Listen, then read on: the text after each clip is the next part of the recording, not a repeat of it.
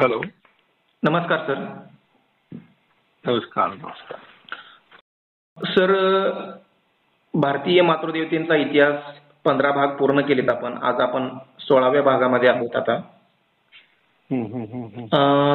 मागच्या वेळेस आपण दिती, अदिती, धनु या मातृदेवतेंचा इतिहासाचा, त्यांच्या कथांचा, मिथकांचा, पुराण कथांचा एकंदरीत इतिहास काय असावा याचा आढावा घेतला त्याच्यातून. बरोबर आहे. हो हो.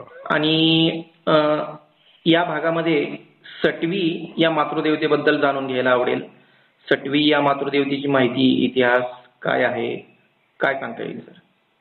फारच छान. म्हणजे हा शब्द सटवी जो आहे तो बदनाम झालेला शब्द आहे अलीकडे. जसं आता धनुबद्दल आपण पाहिलं की तिच्या पुत्रांना बदनाम केलं गेलं, दितीच्या पुत्रांना बदनाम केलं. तर सटवी ही जी मातृदेवता आहे ही निवृत्ती या मातृदेवतेचं एक रूप आहे आणि प्रचलित रूप आहे. म्हणजे आपल्याकडे एखाद्या स्त्रीला शिविरायची असेल तर दुसरी स्त्रीच वापरते हा शब्द. सटवे, मेले, म्हणजे मृत्यूचा संबंध सटवीशी आहे एकीकडे. दुसरीकडे बाळ जन्मलं की त्याला जे एक पाचवी नावाचा एक उत्सव होतो. पाचवी नावाने एक लहानसा सण घरात आपण साजरा करतो. कुळाचार सण नाही म्हणता येईल त्याला, पण कुळाचार म्हणून आपण, किंवा मग एक परंपरा म्हणून त्या दिवशी लोक त्याचं नाव ठेवतात. बरेचदा बारशाला ठेवतात किंवा मग पाचवीलाही ठेवतात. तर तेव्हा एका दगडाला, म्हणजे वरवंटा प्रामुख्याने, वरवंट्याला कापड बांधून त्याला झुलवतात आणि मग त्याचं नाव ठेवतात आणि कानात काहीतरी फुंकर मारतात. तर हा पाचवीचा जो उत्सव आहे तो नाव ठेवण्याचा आहे खरं म्हटलं म्हणजे. पण तेव्हापासून त्याच्या आयुष्यात पुढे घडणाऱ्या घटना ज्या आहेत त्याची सुरुवातच पाचवीला झाली आहे असा एक समज आहे. म्हणून एखाद्या व्यक्तीच्या आयुष्यात दुःख, दारिद्र्य येत असलं तर ते दुःख, दारिद्र्य त्या पाचवीलाच पुजलं आहे हे म्हण असं.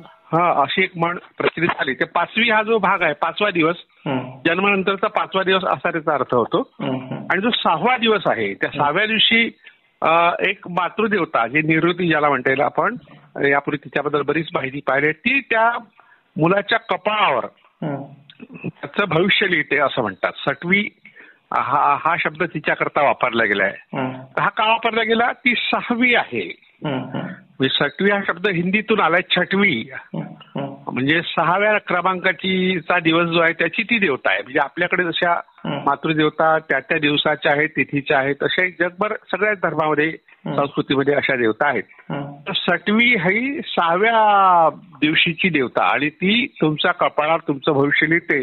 म्हणून सटवीने भविष्य लिहिलं आहे कपाळावर. त्या कपाळावर काय लिहिलं आहे वगैरे वगैरे शब्दप्रयोग जे वापरत आहे ते या 6व्या क्रमांकाच्या दिवशी जी देवता आहे ते असं मानलं जातं. तिला छठी असं म्हणतात. म्हणजे छठपूजन हा जो उत्सव आहे, म्हणजे आपल्याकडे उत्तर भारत, बिहार या भागात आणि पाण्याच्या काठावर त्या पाण्यात पाय ठेवून, पाण्यात शिरून अर्ध शरीर असताना ती पूजा केली जाते आणि ती सूर्याला त्या ठिकाणी प्रार्थना केली जाते. म्हणजे आपल्याकडे मुंबईमध्ये समुद्राच्या काठावर काही उत्तर भारतीय बिहारी लोक छठपूजन नावाचा उत्सव करतात. छठपूजा. हा छठपूजा ही 6व्या दिवशीच्या देवतेची पूजा आहे. आता याचा उल्लेख जो येतो षष्ठी असा उल्लेख येतो. ऋग्वेदामध्ये तिचा उल्लेख षष्ठी आहे. तो मुळात निवृत्तीचा उल्लेख आहे. आता षष्ठी म्हणजे 6वी, पुन्हा तो शब्द आला आणि म्हणून एक 6 देवी नावाची देवता महाराष्ट्रात आहे. कुळाचाराच्या रूपात तिची पूजा केली जाते. 6 देवी म्हणजे 6 शब्दाचा संबंध आहे, 6व्या दिवसाचा संबंध आहे आणि संस्कृतमध्ये षष्टीचा अर्थ होतो 6.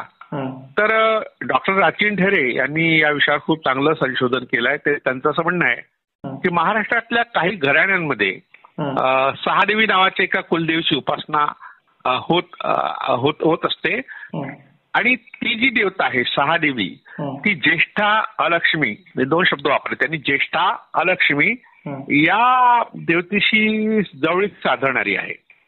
आणि 6चा आणखी एक अर्थ त्यांनी दिला की तिचा नवरा जो आहे त्याचं नाव दुस्सह आहे. म्हणजे दुस्सह हा शब्दाचा अर्थ होतो सहन करण्या योग्य नसणे, म्हणजे वाईट. दु म्हणजे वाईट, म्हणजे जे काही आपल्या सहनशक्ती आहे, आपल्या वाट्याला आलेले दुःख आहे ते सहन करण्याची क्षमता नसणे म्हणजे दुस्सह. आणि ही आहे सहा देवी, असं म्हणजे शब्दाचा घोळ केला आहे आणि या पुराणकारांनी. आणि मग आपल्या परीने त्या नवऱ्याचं नाव दुस्सह दिला.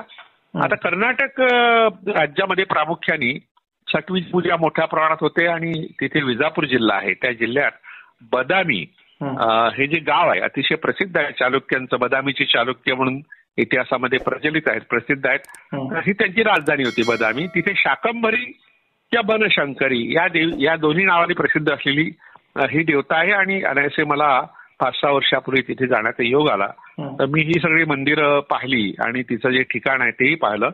तर तिथे एक 6 देवीचं मंदिर आहे. म्हणजे बनशंकरी ही तिचं नाव आहे, शाकंभरी आहे. शाकंभरी म्हणजे वनस्पतीचं भरण करणारी, निर्माण करणारी. आणि पण तिला आणखी बाजूला एक दगडाची मूर्ती आहे 6 देवी नावाची आणि त्याजवळ पिंपळाच्या पारावरती ठेवली आहे. पिंपळाचा संबंध अशा तऱ्हेने या 6 देवीशी आहे. षष्ठी, 6 देवी, सटवी ही सगळी नावं. तर आणि एक महत्वाचं एक नोंद यांनी केलेली आहे, दुस्साहाची बायको म्हणून ज्येष्ठा आणि तिच्या पादपीठ म्हणजे जे मूर्ती असते त्या मूर्ती ज्याच्यावर उभी असते त्याला पादपीठ म्हणतात. तर त्या पादपीठावर हत्ती कोरलेला आहे, म्हणजे हत्ती ही तिचा संबंध आहे. म्हणजे ही महत्वाची नोंद यांनी केलेली आहे आपल्या राशी धेरीनी. आणि त्यांचं असं म्हणणं आहे की गजलक्ष्मी, तिच्यातूनच गजलक्ष्मी नावाची मातृदेवता निर्माण झाली. आणि आज आपण गेलो वेरूळच्या लेण्यामध्ये, कैलास लेण्यामध्ये, त्या प्रवेशद्वारावर मोठ्या स्वरूपात गजलक्ष्मीची तिथे मूर्ती आहे. तर हे सटवीचं मूळ रूप आहे. म्हणजे चालुक्यांनी पुढच्या काळामध्ये गजलक्ष्मी जे आपलं चिन्ह म्हणजे आराध्य दैवत ठरवलं त्याच्या मुळाशी सटवी ही मातृदेवता आहे. आणि आता अलीकडे एक नवीन संशोधन झालं की अग्रवाल म्हणून एक मोठे अभ्यासक आहे, KP अग्रवाल नावाचे, AK अग्रवाल. तर त्यांनी असं म्हटलंय की जयपूर म्हणजे राजस्थानमध्ये जयपूर जिल्ह्यामध्ये रायर नावाचं एक ठिकाण आहे, तिथे पुरातत्वीय उत्खनन झालं आणि त्या ठिकाणी 1 ते 1.5 इंचाची खापराची म्हणजे टेराकोट्टाची मूर्ती सापडली इसवी सनाच्या 1ल्या शतकातली. ती ज्येष्ठीची मूर्ती आहे असं म्हटलंय. ज्येष्ठा ही जी मातृदेवता ऋग्वेदामध्ये तिचा उल्लेख षष्ठी येतो, ज्येष्ठा येतो. आणि नंतरच्या काळात तिला मग आपण म्हणजे ही गणपतीची मूळ रूप आहे, स्त्री रूप जे आहे गणपतीचं ते मूळ रूप आहे असं त्या अग्रवालांचं म्हणणं आहे. अग्रवाल फार मोठे अभ्यासक आहेत. त्यांचं विनायकी नावाचा ग्रंथ आहे, मदर गॉडेस विनायकी, त्याच्यामध्ये ही माहिती दिली आहे. अशा तऱ्हेने सगळ्यात जुनी मूर्ती जी आपल्याला सापडते ज्येष्ठीची ती इसवी सनाच्या 1ल्या शतकात म्हणजे कनिष्काच्या काळात. आणि त्या ज्येष्ठेचा पुढे नंतरच्या काळात म्हणजे 4थ्या-5व्या शतकामध्ये किंवा बौद्ध लेण्यांमध्ये किंवा बौद्ध स्तूपांमध्ये गजलक्ष्मी म्हणून जे तिचं पुढचं रूप आहे ते ज्येष्ठेचं रूप आहे असं राची ढेरे यांचं म्हणणं आहे. हा, तर गुप्त काळामध्ये, गुप्त काळ जो आहे 4थं-5वं शतक हा जो गुप्त काळ आहे त्या काळामध्ये विष्णूची उपासना मोठ्या प्रमाणात होत होती. तर त्या काळात काही पुराणं लिहिली आहे. त्या पुराणामध्ये ज्येष्ठीचा पती म्हणून दुस्सहाचा उल्लेख येतो. हा दुस्सह हत्तीच्या रूपात आहे. हत्ती ज्यांचं कुलचिन्ह आहे अशा प्रकारच्या लोकांची ती मातृदेवता असली पाहिजे. आणि पुढच्या काळामध्ये तिचं जे पुरुष रूप आहे, जे आता दुस्सहाचा उल्लेख या ठिकाणी केला आहे ज्येष्ठीचा पती म्हणून, त्यातून आजचा गणपती निर्माण झाला. आजचा गणपती हा 5व्या शतकामध्ये गुप्त काळामध्ये प्रामुख्याने पूजेला गेला. त्याच्या आधीही ज्येष्ठीची मूर्ती आपल्याला सापडते उदयपूर, आपल्या जयपूरच्या जवळ जे रायर जे पुरातत्वीय स्थळ आहे तिथल्या उत्खननामध्ये. अशा तऱ्हेने पुरातत्वीय पुरावा हा ज्येष्ठीचा, षष्टीचा किंवा सटवीचा आपल्याला मिळतो आणि ते मूळ रूप आहे निवृत्तीचा. इसवी सना म्हणजे निवृत्तीच्या उत्थान पतनाचा हा इतिहास आहे. वैदिकांनी तिचं नकारात्मक रूप जरी वैदिक ग्रंथामध्ये दाखवलं असलं आपल्या निवृत्तीचं, तरीही जनमानसामध्ये मात्र ती अतिशय लोकप्रिय होती. याचा हा मोठा पुरावा आहे. इसवी सनापूर्व 2ऱ्या शतकात रचलेल्या मानव गृह्यसूत्र, इसवी सनापूर्व 2रं शतक म्हणजे आतापासून 2200 वर्षापूर्वी मानव गृह्यसूत्र नावाचा एक ग्रंथ आहे. गृह्यसूत्र हा जे ग्रंथ असतात वैदिकांचे ते म्हणजे गृहस्थी लोकांनी म्हणजे जे ज्यांची लग्न झाली आहे, कुटुंब जे आहेत त्यांच्यासाठी जे काही पूजापाठ आहे, विधी आहेत, काही मंत्र आहेत ते निर्माण करणारे ग्रंथ आहे त्याला गृह्यसूत्र म्हणतात. तर मानव गृह्यसूत्र नावाचा जो ग्रंथ आहे त्यात षष्ठी कल्प नावाचं प्रकरण आहे. तर त्याच्यामध्ये विनायक कल्पही आहे त्याच ग्रंथामध्ये. हे 2200 वर्षापूर्वीचा ग्रंथ आहे. त्या ठिकाणी षष्टीला श्री म्हटलंय. श्री म्हणजे लक्ष्मी. पुढे लक्ष्मी देवता जी प्रचलित झाली 4थ्या-5व्या शतकात तिचं मूळ आपल्याला या षष्टीमध्ये दिसतं आणि ती इसवीसनापूर्व 2ऱ्या शतकात निर्माण झालेल्या मानवगृह सूत्र या ग्रंथामध्ये आहे. तिला हरी म्हटलंय, लक्ष्मी सुद्धा म्हटलंय, उपलक्ष्मी म्हटलंय, नंदा, हरिद्रा, समृद्धी, जया, कामा इतकी नावं तिला त्या मानवगृह सूत्रामध्ये दिली आहेत. महाभारताच्या वनपर्वामध्ये षष्टीला लक्ष्मीच म्हटलंय डायरेक्ट. आणि सिनीवाली, कुहू, सदृत्ती आणि अपराजिता देवी. अपराजिता देवी ची पूजा दसऱ्याच्या दिवशी केली जाते असं आपण मानतो. तर ही जी अपराजिता देवी आहे ती 6वी आहे. ती षष्ठी आहे. महाराष्ट्रात तिला 6वी म्हणतात. तिची पूजा बिहार वगैरे राज्यात छठ पूजा म्हणून केली जाते. अशा तऱ्हेने म्हणजे ज्या निवृत्तीला बदनाम करण्याचा प्रयत्न वैदिकांनी अनेक पद्धतीने केला, अनेक कथा, कहाण्या, मंत्र, तंत्रातून तयार केला, पण ती मात्र जनमानसात इतकी रुळल्यामुळे तिला काही ते टाळता आलं नाही लोकांना, म्हणजे वैदिकांना टाळता आलं नाही. मग सर आता ही जी 6वी होते ते निवृत्तीचंच बदललेलं रूप आहे आणि पुरुष प्रधान संस्कृतीच्या प्रभावाने तिला पुरुषत्व प्रदान केलं गेलं असंही तुम्ही म्हणालात. हो हो हो हो. आणि म्हणजे आता आपल्या हिंदू धर्मामध्ये 5वीला पूजतात, म्हणजे बाळाचं 5व्या दिवशी पूजलं जातं. जेव्हा बाळ जन्मलं जातं तेव्हा काही ठिकाणी पूजा होते. 6वीची पूजा होते. युद्ध काळात जेव्हा लढाया व्हायच्या तेव्हा तलवारी वगैरे त्याच्या बरोबर पूजा. आमच्या 5वीलाच पूजलंय हे, त्यामुळे ती हत्यारं पूजली जायची. पण आता 5व्या दिवशी ना पुस्तकं, दप्तर, पाटी, पेन्सिल असं पूजलं जातं 6वी बरोबर. म्हणजे हे बरोबर आहे. म्हणजे आपलं बाळ हुशार निघावं हेच आपल्या 5वीला पूजलं आहे. अभ्यास, दप्तर, पाटी, पेन्सिल हे पूजलं जातं आता घरोघरी. आणि पुढे 6व्या दिवशी तुम्ही म्हणालात ही 6व्या दिवशी येते, म्हणजे बाळाच्या आयुष्यात काहीतरी आशीर्वाद द्यायला वगैरे. तसं ही षष्टी असं हिला नाव मिळालं. षष्टी, 6वी, सहदेवी आणि तुम्ही ज्येष्ठा पण म्हणाला. तसं ही छठी हिंदी शब्दावरून आलं तुम्ही म्हणाला. मग ते छठ पूजा बिहारमध्ये केली जाते. पाण्यामध्ये सूर्याचं वंदन केलं जातं. आणि चालुक्य, बादामीचे चालुक्य तिकडे पण याचे पुरावे सापडले दुसऱ्या म्हणजे इसवी सन पूर्व काळात 2ऱ्या शतकात वगैरे तुम्ही सांगितलं. आणि लक्ष्मी, उपलक्ष्मी, नंदा, समृद्धी अशी काही बरीच नावं आहेत. वेगवेगळ्या ठिकाणी वेगवेगळ्या लोकांनी पूजलं असेल तिला, म्हणजे त्या लोकांनी ती नावं दिलेत. कुहू, अपराजिता. तर हा एकंदरीत थोडंसं मी जे तुम्ही एक्सप्लेन केला आता त्याचा थोडासा आढावा घेतला. तर बाकी संशोधकांचं काय मत आहे सर? आता तुम्ही सारखं शरद पाटलांचं पण संशोधन पुढे सांगत असता, अनेक राची ढेरे. तर या संशोधकांचं काय मत आहे या 6वी देवीबद्दल? तर 6वीवर जे संशोधन पुढे नेलं त्यात कॉम्रेड शरद पाटील हे नाव फार महत्वाचं आहे. तर त्या 6वीबद्दल किंवा षष्टीबद्दल जिला आपण छठी म्हणतो, छठी का दूध या दिलाना वगैरे वगैरे आपल्याकडे सिनेमात हे वाक्प्रयोग आहे. किंवा तुला छठी का दूध याद दिला, तिने जे दूध पाजलं असेल त्याची आठवण करून दिली, तुझ्या वाट्यावर जे दुःख येतील ते माझ्याचमुळे येतील असा संताप किंवा अशा प्रकारची धमकी देताना हा शब्द वापरतात. तर महापंडित राहुल सांकोत्यान हे फार मोठे बौद्ध विद्वान होते. त्यांनी देवीप्रसाद चट्टोपाध्याय हे एक लोकायत या ग्रंथाने प्रसिद्ध झालेले, वासुदेव शरण अग्रवाल हे सुद्धा मोठे संशोधक होते, जगदीश कश्यप, रामशरण शर्मा, दामोदर धर्मानंद कोसंबी या मोठ्या विद्वानांच्या मालिकेतलं नाव आहे कॉम्रेड शरद पाटील. यातलं कोणीच जिवंत नाही. शरद पाटलांनी एक मोठं काम करून ठेवलं की ग्रंथ लिहून ठेवले आणि ते ग्रंथ आता आपल्याला मार्गदर्शक ठरतात. तर त्यांचा दाशूद्रांची गुलामगिरी हा ग्रंथ 1982 मध्ये प्रसिद्ध झाला. त्यात भूमाता नावाचं एक प्रकरण आहे. त्या भूमाता प्रकरणात निवृत्ती ही जी मातृदेवता आहे जिच्याबद्दल आपण वारंवार चर्चा करतो, तिला प्रकाशात आणण्याचं काम हे कॉम्रेड शरद पाटलांनी केलं आहे. तर ते असं म्हणतात की निवृत्ती ही आर्यपूर्व देवता होती, आर्यांच्या पूर्वी भारतात प्रचलित असलेली, आणि जैन धर्मावर तिचं स्थान महत्वाचं होतं. ऋग्वेदातल्या काही मंत्रांचा उल्लेख त्यांनी केला, अथर्ववेदातल्या काही मंत्रांचा उल्लेख केला. आणि निवृत्तीचं स्तवन करता ती दुरिताची देवता आणि मृत्यूची देवता. दुरित म्हणजे संकट, म्हणजे दुरितांचे तिमिर जावो असं आपण म्हणतो ना, जे दुर्लक्षित लोक आहे. दुरितचा अर्थ होतो जे दुर्लक्षित आहे, उपेक्षित आहे, त्यांची आणि मृत्यूची देवता म्हटलाय. आणि दामोदर धर्मांक कोसंबी फार मोठे विद्वान होते, त्यांनी सुद्धा तिला मृत्यू देवता म्हटलंय, कारण वैदिकांनी म्हटलंय म्हणून.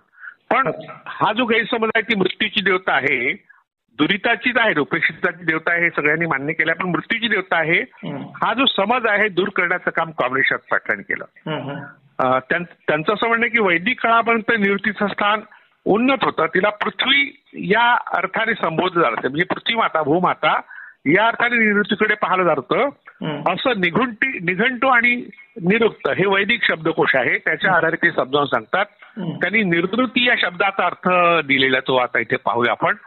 ऋती, ऋती या शब्दाला निर हा उपसर्ग लागला आणि त्यामुळे तो निवृत्ती शब्द तयार झाला. त्याचा अर्थ निरुक्तरी सांगितलाय, यास्काचार्याचं निरुक्त आहे. त्यात असत्य आणि आपत्ती किंवा दुरित म्हणजे दुर्लक्षित करणारं किंवा उपेक्षित ठेवणारं असा अर्थ दिला. परंतु शाकटायन नावाचा जो एक मोठा विद्वान होऊन गेला त्याचा म्हणणं तसा काही अर्थ होत नाही.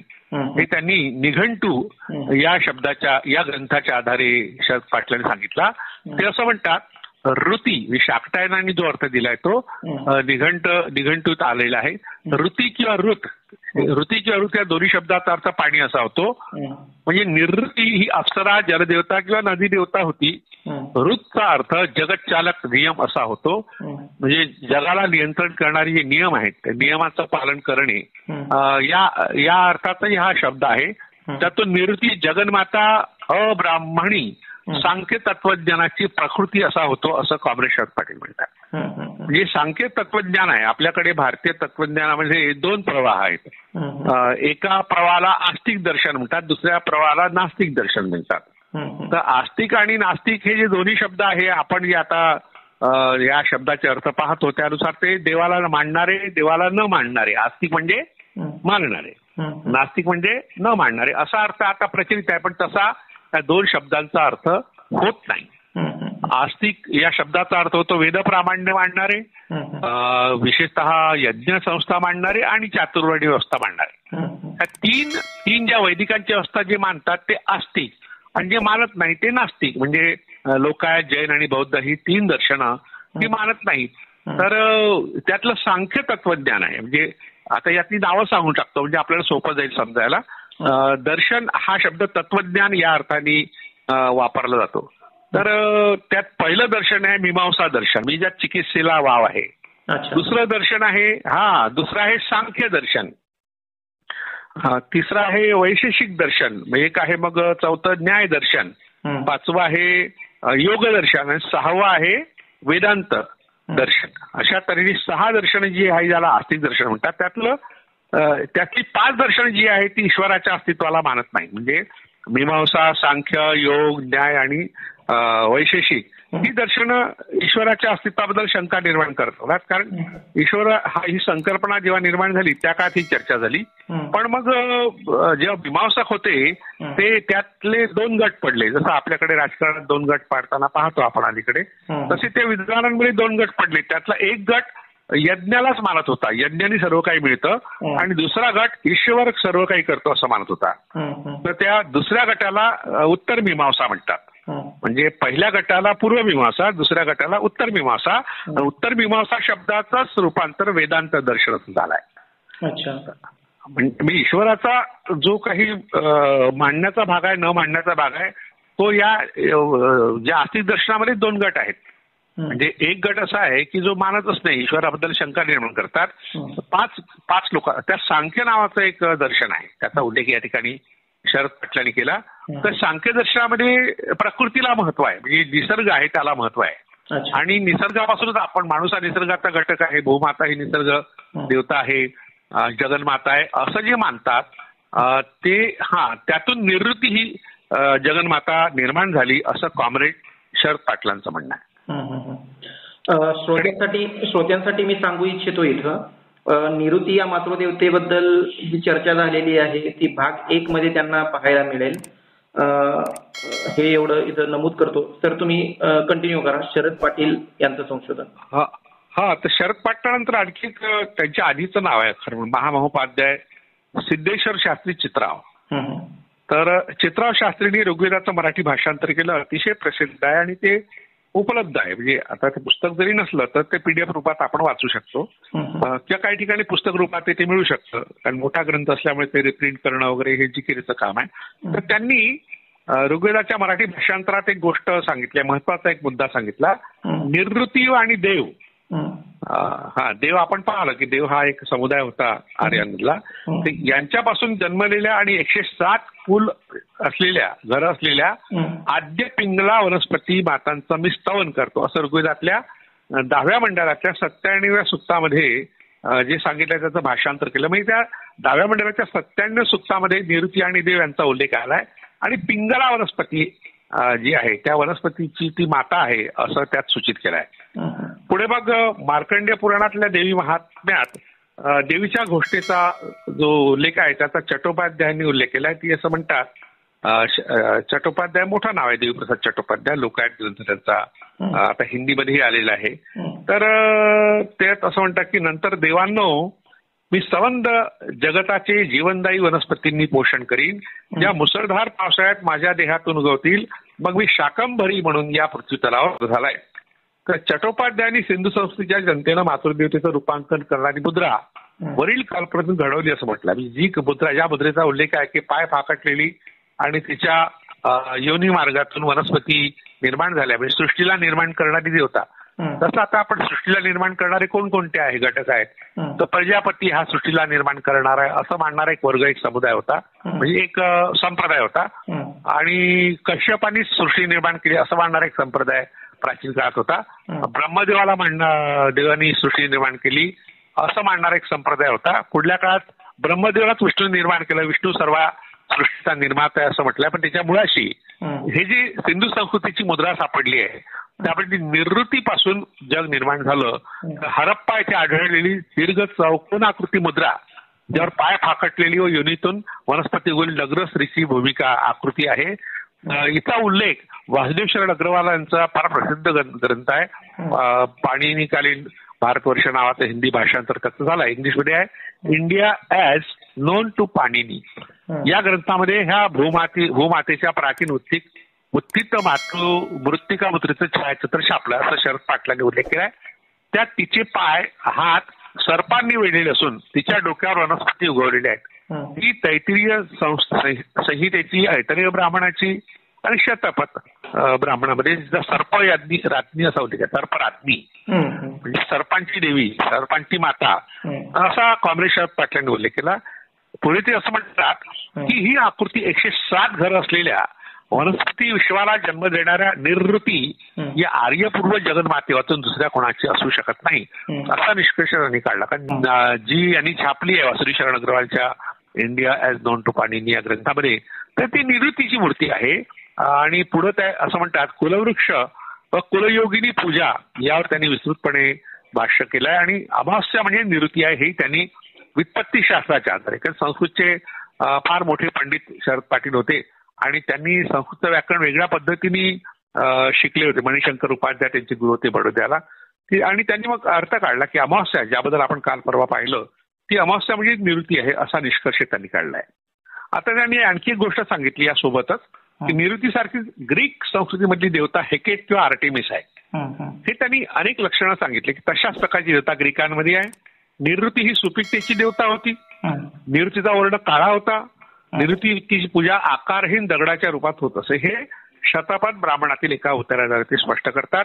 तो उतारा असा आहे, खडका डोंगराचे प्रतीक असलेला तो दगड जलकुंभात घालून मग तो ते म्हणजे त्या दिशेला म्हणजे निवृत्तीच्या दिशेला फेकतात, कारण तो निवृत्तीचा प्रदेश आहे. नैऋत्य, आपल्याकडे नैऋत्य मान्सून हा शब्दप्रयोग वापरात आहे आणि त्या नैऋत्य मान्सूनचा संबंध निवृत्ती या देवतेशी, कारण ती पावसाची देवता आहे. आता आणखी शरद पाटलांनी काही जागतिक संदर्भ दिलेले आहेत ते पाहू आपण. तर सेमेटिक लोक, ते असं म्हणतात, सेमेटिक लोक लाकूड व दगडाची पूजा करीत असत. टायरमध्ये मेलकारची पूजा 2 खांबाच्या रूपात केली जाईल. रोमन काळात पॅफॉसच्या महामंदिरात अस्तार्तेची प्रतिमा, अस्तार्तेबद्दल आपण यापुढे पाहिलं, ती शंकू शंकू असतो ना, शंकूआकृती दगडाच्या रूपात तिची मूर्ती नव्हती, पण तशा प्रकारे दगडाच्या रूपात तिची पूजा होत असे. अरबस्तानाची महादेवी अल वुझ्झा ही काबाच्या पवित्र दगडाच्या रूपात आजही वंदनीय आहे. अस्तार्ते व निरृती यांच्याप्रमाणे ती अरबांची भूमाता होती असं ते म्हणतात. आणि पुढे ते म्हणतात तिची पूजा एका पवित्र पाषाणाच्या रूपात केली जात असे आणि इस्लामला पवित्रतम असलेला सुप्रसिद्ध काळा पाषाण तोच आहे या शंका नाही. म्हणजे आपण हजला जाणारे जे मुस्लिम लोक आहेत, इस्लामला मानणारे, ते ज्या मक्केला जातात मातृदेवतेचं आहे असं शरद पाटलांचं म्हणणं आहे. आणि त्यांनी त्याचा संबंध पिंपळ वृक्षाशी सुद्धा जोडलाय, जो राज्य डेरेने जोडलाय. सिंधू संस्कृतीची जी एक मुद्रा आहे त्यात निवृत्तीचा पिंपळ वृक्षाशी असलेला संबंध त्यांनी सूचित केलाय. त्याबद्दल कॉम्रेड शरद पाटील म्हणतात की सिंधू संस्कृतीच्या एका मुद्रेवर यज्ञाचा देखावा दाखवलाय. डोक्यावर त्रिशृंगी मुकुट असलेली एक महान अग्नी देवता पिंपळाच्या म्हणजे झाडा अश्वत्थ ज्याला म्हटलंय या झाडात उभी आहे. पक्षाचे मुखवटे घातलेले पुरोहित तिची पूजा करतायत. औषधी सुक्त म्हणते पिंपळाचं झाड हे वनस्पतीचं घर आहे. आणि ऋग्वेदातल्या एका ऋषीचा उल्लेख त्यांनी केलाय. त्यानुसार निवृत्तीचे वंशज निवृत्तीच्या वंशजाचा वृक्ष होता पिंपळ, तसा वरुणाचाही मंगल वृक्ष होता. डॉक्टर डेरेंचा उल्लेख आपण यापूर्वी केला. त्यांनी कर्नाटकातील बदामी या क्षेत्रातील सहदेवीची मूर्ती पिंपळाच्या पारावर ठेवली असल्याचं म्हटलंय. ती सहदेवी अर्थात ज्येष्ठा म्हणजे निवृत्ती आहे असं कॉम्रेड शरद पाटील यांच्या या विधानांना आपलं स्पष्ट दिसतं. निवृत्ती, सहदेवी, ज्येष्ठा, सकवी हे एकाच मातृज्योतीची नाव आहे.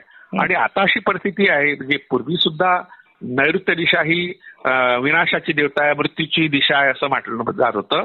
आणि आता जे वास्तुशास्त्र म्हणून जे प्रचलित आहे फलज्योतिष, त्याच्यामध्ये सुद्धा नैऋत्य दिशेला अशुभ मानलाय. आणि ही जी नैऋत्य दिशा आहे हिचं स्थान उत्तरेपासून 225 अंशावर आहे. दक्षिण व पश्चिम या दोन प्रमुख दिशांच्या मधल्या बिंदूला नैऋत्य असं म्हणतात. तिला अशुभ ठरवण्याचं कारण काय, तर निवृत्तीची दिशा आहे. निवृत्ती त्या दिशेने राहते. म्हणजे अशा जसं पूर्वेकडे सूर्य असतो, पश्चिमेकडे सूर्यास्त होतो, तसं हे निवृत्तीची एक दिशा, पावसाची दिशा, नैऋत्य मान्सून हा शब्द जो वापरत आहे ती तो जर पावसाची ती दिशा असेल तर ती वाईट कशी असेल. कॉम्रेड शरद पाटलांनी आणखी एक माहिती दिलेली आहे. नैऋत्य दिशा ही केरळच्या प्राचीन व मध्ययुगीन लोकांची ही पवित्रतम दिशा होती. दक्षिण विरुद्ध भारत असा सांस्कृतिक संघर्ष आपल्या पुराणात आणि वैदिकांमध्ये सगळीकडे दिसतो. तर दक्षिण भारतात मात्र नैऋत्य दिशेला त्यांनी पवित्र म्हटलंय. प्रत्येक खेड्याचं स्वतःचं सभागृह सभास्थान असे आणि ते ग्राम मंदिराच्या नैऋत्य दिशेला असे. म्हणजे आता आपल्याकडे समाज मंदिर नावाची संकल्पना आता आली आहे सरकारी. तर पूर्वी खेड्यामध्ये एक सभागृह असे जिथे लोक बसत असत, निर्णय घेत असत. ते जे ग्राम मंदिर आहे ते कोणत्या दिशेला असत, नैऋत्य दिशेला. आणखी त्यांनी उल्लेख फार महत्वाचा उल्लेख केलाय की नायर, केरळमध्ये नायर नावाचे लोक आहेत, त्यांचं थरवाड गृह, त्या गृहाचं नाव थरवाड. आणि त्याच्या कोपऱ्यात नैऋत्य कोपऱ्यात नागट्टन काऊ नावाचं पूजास्थान, त्या पूजास्थानाचं नाव आहे नागट्टन काऊ. त्या दिशेला नागाचं पूजास्थान असण्यातून निवृत्ती ही नागकुल्ल चिन्ह असलेल्या अर्थात सिंधू संस्कृतीच्या निर्मात्यांची देवता होती हे स्पष्ट होतं.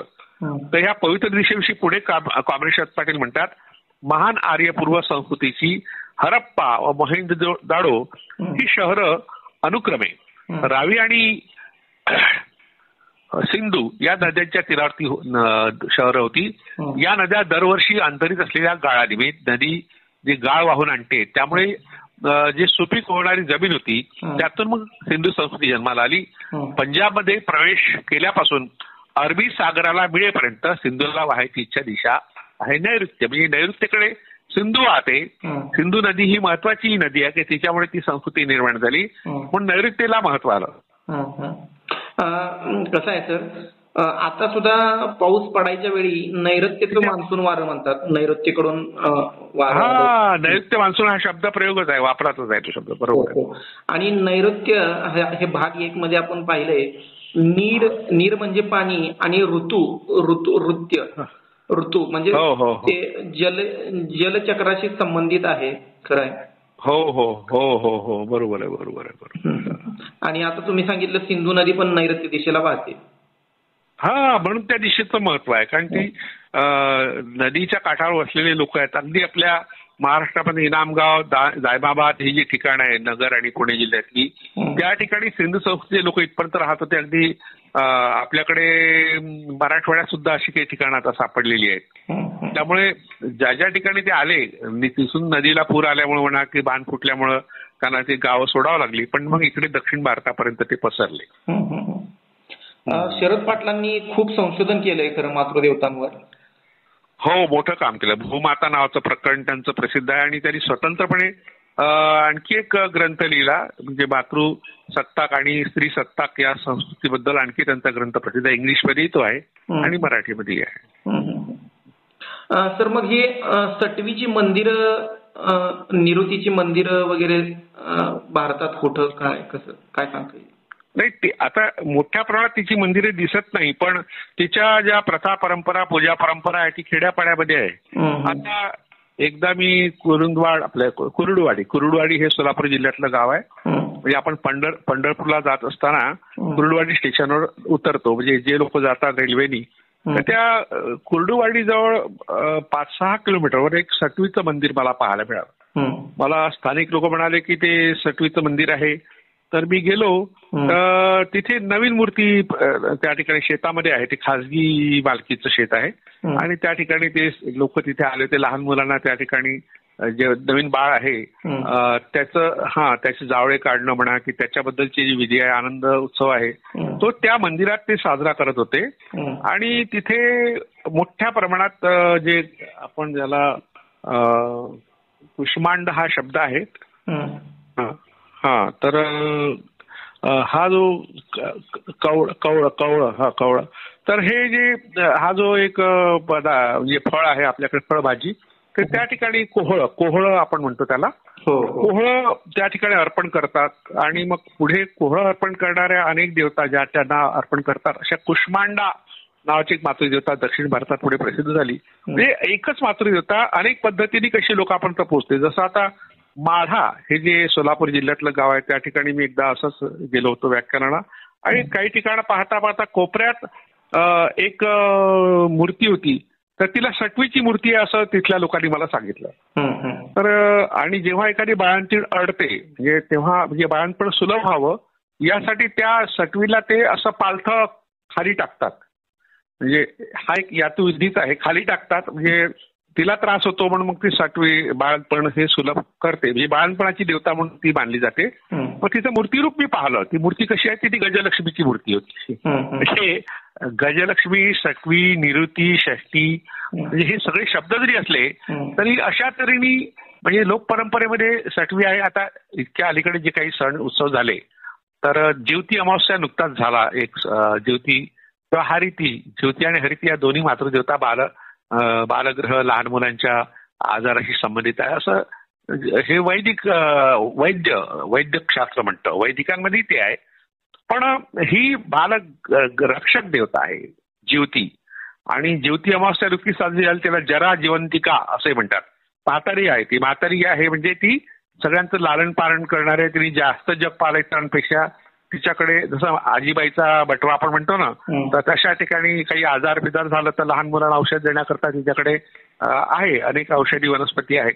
म्हणून जरा जिवंतिका पूजन आता नुकतंच झालं, मला वाटतं 8 दिवसापूर्वी हा सण झाला. आणि कोकणामध्ये मुंबईकडे त्याला फार वाईट वापरतात.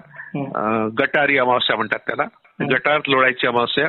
पण तो जरा जिवंतिकाचा दिवस आहे, ज्योती अमावस्या आहे. म्हणजे आपल्याकडे अनेक रूपात ही जी आहे निरुती किंवा सटवी. आता ज्येष्ठा जो शब्द वापरलाय त्याबद्दल आणखी एक स्पष्टीकरण आवश्यक आहे. आपल्याकडे ज्येष्ठा आणि अज्येष्ठा महालक्ष्मीच्या रूपांना महालक्ष्मी पूजन हा विदर्भात हा प्रसिद्ध शब्द आहे महालक्ष्मी, आणि मराठवाड्यात त्याला लक्ष्म्या म्हणतात. आणि कोकण किंवा पुणे भागात, पश्चिम महाराष्ट्रात त्याला गौरी म्हणतात. तर या गौरी जेव्हा आहे त्या 2 पद्धतीच्या असतात. स्वतंत्र एकटीच गौरी असते, किंवा बऱ्याच ठिकाणी गौरीची 2 रूप असतात. त्याला ज्येष्ठा गौरी आणि कनिष्ठा गौरी असं म्हणतात, किंवा ज्येष्ठा आणि अज्येष्ठा म्हणतात. म्हणजे एकाच मातृदेवतेची 2 रूपं. म्हणजे जगभर जेवढ्या मातृदेवता आहे त्यांची 2 रूपं मानली गेली आहे, bad mother and good mother. म्हणजे चांगली आई, माता कुमातान भवती असं जरी म्हटलं आहे, पुत्रो जायत, पुत्र वाईटच शकेल पण माता कुमातान भवती असं शंकराचार्यांचं एक वचन आहे. पण जगभरात एक कन्सेप्ट आहे की वाईट आई आणि चांगली आई. म्हणजे जी मुलांकडे चांगल्या नजरेने पाहते ती चांगली आई आणि जी मुलांना खाऊन टाकते ती वाईट आई, माता कुमाता, सुमाता आणि कुमाता म्हणता येईल तिला. अशा तऱ्हेने आपल्याकडे ज्येष्ठा अज्येष्ठा अशा 2 मातृकांचं पूजन होतं. आणि आपल्या मराठवाड्यात त्या महालक्ष्मीच्या किंवा लक्ष्मीच्या पुढे एक मुलगा आणि मुलगीची मूर्ती असते, त्यांना पिलवंड म्हणतात. म्हणजे हे पिलवंड म्हणजे तिची मुलं बाळ आणि ती सगळ्यांची आई. आणि इकडे विदर्भात त्याला झोल्या किंवा झोलबा असं म्हणतात, काही ठिकाणी गणपतीची मूर्ती ठेवतात. म्हणजे ज्येष्ठेचा गणपतीशी असलेला संबंध ह्या महालक्ष्मीच्या कुळाचारामध्ये आहे. आणि कोकणामध्ये ती फक्त तेरड्याच्या रूपात तिची पूजा होते, दगडाच्या रूपात काही ठिकाणी होते. आणि दगडाच्या रूपात होते म्हणजे निवृत्तीची पूजा आहे ती. आणि काही ठिकाणी तिचा मुखवटा सुद्धा असतो, ते एकच गौरी असते बऱ्याच ठिकाणी. एकच गौरी म्हणजे ती ज्येष्ठा आहे. म्हणजे ज्या सटवीला हिन लेखलेलं आहे काही लोकांनी आणि वैदिकांनी तर तिला हिन लेखलंच आहे, तर तिची अशी प्रतिष्ठित झालेली रूप ज्येष्ठा आणि अज्येष्ठा ही आहे. आणि जी ज्येष्ठा आहे ती गणपतीचं मूळ आहे. गणपती मुळात स्त्री रूपात आपल्याकडे प्रस्थापित होता आणि मग त्याचं पुरुष रूप आपल्यापर्यंत आलेलं आहे. आता नंतरच्या काळात पुरुषप्रधान संस्कृती प्रस्थापित झाल्यावर गणपती हा आधी होता आणि मग विनायकी त्याचं स्त्री रूप नंतर आलं. पुणे जिल्ह्यामध्ये यवत नावाचं एक गाव आहे, आपण पुणे सोलापूर रस्त्यावर ते गाव आहे. मी तिथे गेलो 2-3दा मध्ये जाऊन आलो. तर त्या ठिकाणी भुलेश्वर मंदिर आहे. त्या भुलेश्वर मंदिरात विनायकीच्या 3 पॅनेल आहेत, 3 ठिकाणी तिच्या मूर्ती आहेत विनायकीच्या. आता ही विनायकी म्हणजे गणपतीचं स्त्री रूप, ही वास्तविक ज्येष्ठा आहे. आणि तीच पुढे दक्षिण भारतामध्ये विनायकी, गणेशानी, गजाननी अशा अनेक रूपात ते शिवचंद्रम या तिथल्या शहरामध्ये तिथल्या खांबावर किंवा भिंतीवर तिच्या मूर्त्या आहेत. ज्येष्ठा अशा तऱ्हेने भारतभर वेगवेगळ्या रूपात पूजली जाते. म्हणजे तिचं काही अस्तित्व संपलेलं नाही आहे असं दिसतं यावरून आपल्याला. खरं आहे सर. विनायकी या मातृदेवतेवर आपण एका वेगळ्या भागामध्ये चर्चा करूयात. पण मला इथं अजून एक विचारावंसं वाटतं सर, आपण म्हणजे काही भागांमध्ये थोडंसं मिस केलं की काय असं मला वाटतंय की प्रत्येक मातृदेवतेचं वाहन आणि म्हणजे आता मी मगाशी थोडंसं सर्च करत होतो तर मला मगर या प्राण्यांवर बसलेली एक मातृदेवता दिसली, घुबड. म्हणजे ही कोणाची वाहनं आहेत? आपण फक्त वाघ, हत्ती ही वाहनं पाहिली मातृदेवतांची. तर ही वाहनं कोणकोणत्या मातृदेवतेची, कोणती वाहनं काय सांगता येईल? हो, तर जे आता तुम्ही पाहिलं ना, मगर ही यमुनेचं वाहन आहे. यमुना, यमुना नदीच्या पात्रात मगरी सुसरी सापडतात म्हणून ते वाहनचा अर्थ प्रतीक असा होतो. म्हणजे तिथे सापडतात म्हणून त्यांनी त्या मगरीवरच उभं करून टाकलं यमुनेला. आता आपण गंगा, यमुना, सरस्वती ह्या 3 मातृदेवता ज्या आहेत त्या नदी देवता आहेत. तर त्यांची शिल्प सुद्धा आपण इकडे गेलो वेरुळा कैलास लेण्यामध्ये तर प्रवेश करताना डाव्या बाजूला गंगा, यमुना, सरस्वती या 3 मातृदेवतांच्या मूर्ती आहेत, उभ्या मूर्ती आहेत. तर त्यात यमुना ही ह्या मगरीवर बसलेली देवता आहे असं दाखवलंय. आणि घुबड पुत्रा हे काय कोणाचं प्रतीक? घुबड हे निवृत्तीचं प्रतीक आहे आणि आपल्याकडे लक्ष्मीचंही प्रतीक म्हणून ते मानलं आहे. इथे थोडासा एक उल्लेख मी करतो की नीरज साळुंखे यांनी निवृत्तीविषयी दैत्यबळी व कुंतल देश महाराष्ट्र या ग्रंथामध्ये फार त्यांचं जे निरीक्षण आहे ते मांडलंय, निवृत्तीबद्दलचं आहे. तर त्यात ते म्हणतात निवृत्ती ही पिशाच्यांची म्हणजे भूत, यक्ष, राक्षसांची देवता होती आणि निवृत्तीला असुनीती म्हटलंय.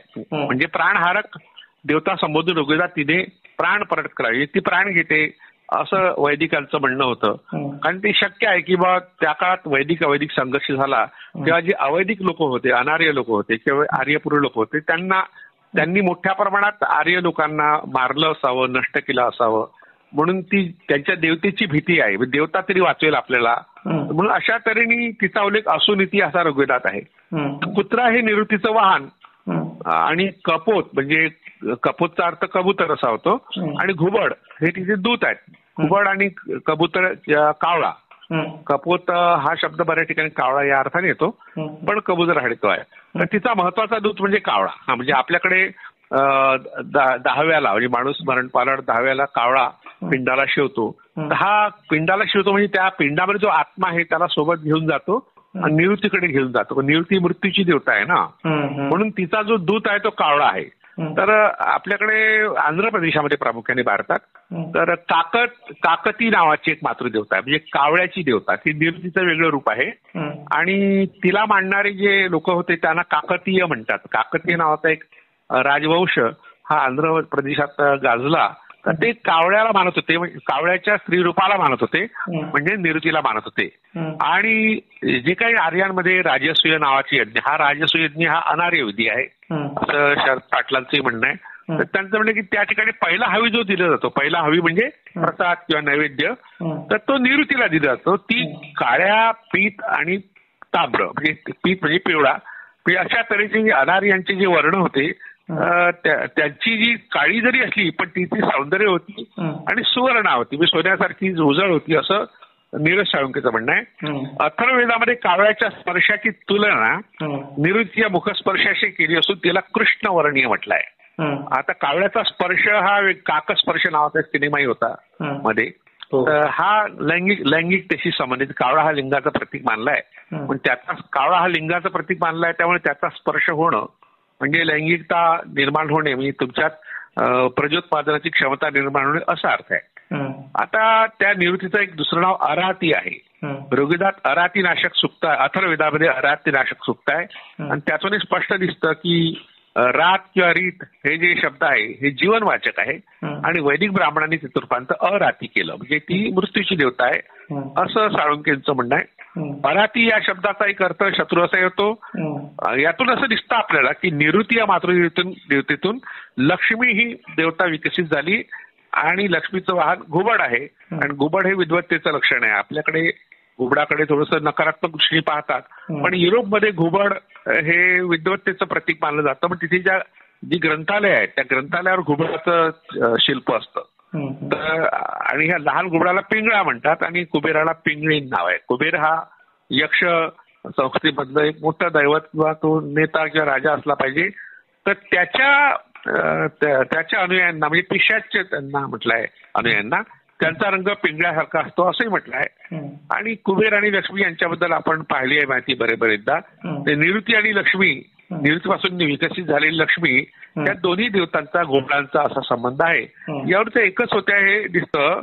आणि थोडंसं नीरज साळुंखेने निवृत्ती शब्दाचा अर्थ जो सांगितलाय तर त्याचं मूळ त्यांनी कर्नाटकातल्या कानडी शब्दामध्ये शोधलाय.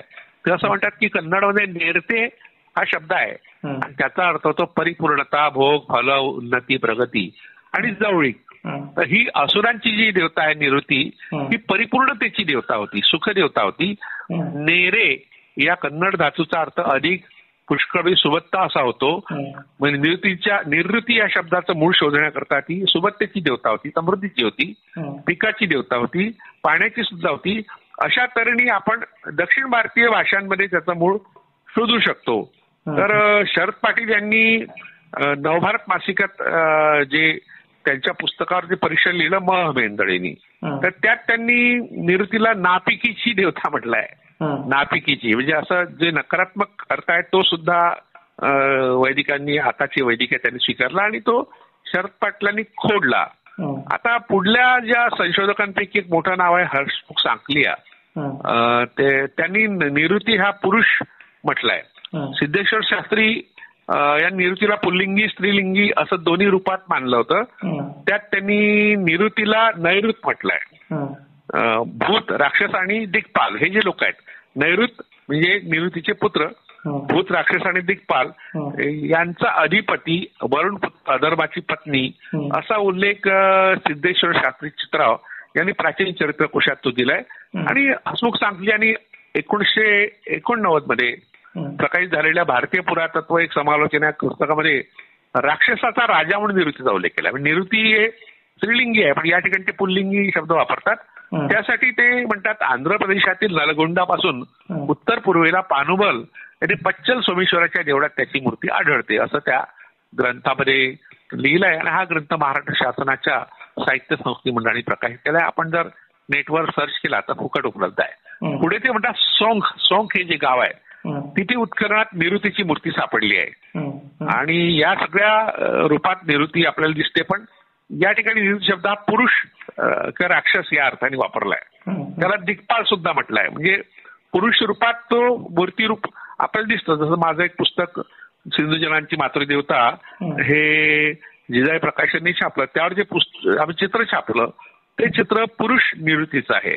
म्हणजे अशा तऱ्हेने निरुतीची मूर्ती जरी सापडत नसली पण पुरुष रूपात निरुतीचं जे शिल्प आहे ते आपल्याला सापडतं. अशा तऱ्हेने अतिशय प्रसिद्ध असलेली सिंधू संस्कृतीतली ही देवता मोठ्या प्रमाणात वैदिकांनी बदनाम केली असली तरी आजही ती अनेक रूपांनी आपल्यामध्ये असते. म्हणजे तिच्या प्रथा परंपरा, पूजन परंपरा आणि हारिती ह्या बौद्ध मूर्तीच्या रूपात निरुतीच आता आपल्याकडे मोठ्या प्रमाणात आहे. आणि निरुती ज्योती अमावस्येला एक चित्र लोक भिंतीला लावतात. त्यामध्ये मुलाबाळांसकट अशा परिवारामध्ये असलेली आई म्हणून निरुतीचं चित्र आजही ते महाराष्ट्रामध्ये प्रामुख्याने प्रचलित आहे. म्हणजे निरुती ही संपलेली नाही. तिला किती बदनाम वैदिकांनी केलं. सटवी हा शब्द जरी असा शिवी म्हणून आला असला तरी छठपूजन किंवा छठिका दोधी आज दिलाना किंवा षष्ठी किंवा ज्येष्ठा या अनेक शब्द आणि त्यांच्या परंपराच्या रूपात ती जिवंत आहे. म्हणजे महालक्ष्म्या किंवा लक्ष्म्या किंवा गौरी हा जो एक कुळाचार आहे त्या कुळाचार सुद्धा निरुतीचा कुळाचार आहे असं या सगळ्या चर्चेतून सिद्ध होतं असं मला वाटतं. खरं आहे का सर? निरुती ही म्हणजे 5000 वर्षापूर्वीच्या सिंधू संस्कृतीची कर्तबगार महिला म्हणून आद्य गणमाता म्हणून गणली गेली असं म्हणता येईल सर. आणि तिचंच रूप सटवी आहे असं म्हणता येईल. चर्चेतून सिद्ध होतं. मला एक बेसिक प्रश्न विचारायचा आहे सर. म्हणजे लहान मुलं जेव्हा त्यांना कळत नसतं, नुकतीच जन्मलेले असतात, 1 7-8 महिने 4-5 महिने झालेले असतात, तेव्हा ते ऑटोमॅटिक हसायला लागतं. आणि घरच्या वरिष्ठ मंडळींना विचारलं ना हे का हसतंय, याला काही जोक कळत नाही किंवा विनोद कळत नाही किंवा कोण हसवत नाही, तर ते लोक म्हणतात याला सटवी हसवते. तर सटवी खरंच हसवते का सर? नाही, ही आपली समजूत आहे. कारण लहान मुलांना जे बाळकडू मिळतं किंवा जे काही शिकते ते लहान मुलांना वाचा उशीर आहे. ते बोलायला 1-1.5 वर्ष लागतो मुलांना. मुली 1 वर्षात बोलतात. मुलीची बोलण्याची क्षमता चांगली असते. तर हे कसं त्यांच्या उपजत ज्या काही वृत्ती आहे, सहज प्रवृत्ती आपण म्हणू, इन्स्टिंक्ट्स इंग्लिशमध्ये शब्द आहे, तर त्यांचं हसणं हे काही कोणाच्या म्हणण्यानुसार नसतं किंवा कोणत्या विनोदावर नसतं. तर त्यांच्यावर पूर्ण नियंत्रण सटवीचं आहे असा एक समज आहे. ते जो बालवय आहे तर ते सगळं सटवी त्यांना शिकवते. सटवी त्यांचं भविष्य लिहिते. सटवी त्यांना जगवते वगैरे. जगवण्याशी संबंध आहे सटवीचा. म्हणून ती हसतात. तर मग कोणी असं म्हटलं की अरे कोण हसवता, आपण तर हसू शकत नाही कारण त्या मुलाला काही कळतही नाही. आता त्याचं हसणं ही सहज प्रवृत्ती आहे, ती प्रतिक्रिया आहे. त्याच्या एकंदर अनुभवाची प्रतिक्रिया ती आहे. आणि त्यामुळे आपण त्याचं आकलन नीट करू शकत नाही. म्हणून आपण ते सगळं श्रेय सटवीला दिलं आहे. ती सर्व काही करते असा एक समज आपला प्रचलित झाला आहे. खरं आहे सर. सटवीला निरुतीला बदनाम केलंय वैदिकांनी. तर सटवी ही शिवी म्हणून प्रचलित झाली. सटवे तसं तुम्ही ह्याच्या अगोदर भवानी असं सांगितलं होतं. म्हणजे मातृदेवतांना, बहुजनांच्या मातृदेवतांना बदनाम ही केलेलं गेलेलं आहे. तर या भागामध्ये आपण आढावा घेतला सर सटवी बद्दलच्या इतिहासाचा. निरुती हेच सटवीचं रूप आहे. निरुतीबद्दल आपण भाग 1 मध्ये चर्चा केलेली आहे. तर पुढच्या भागामध्ये सर आपण भेटूया एका नव्या मातृदेवतेबद्दल चर्चा करण्यासाठी. तोपर्यंत नमस्कार. वेळ दिल्याबद्दल खूप खूप धन्यवाद सर. धन्यवाद.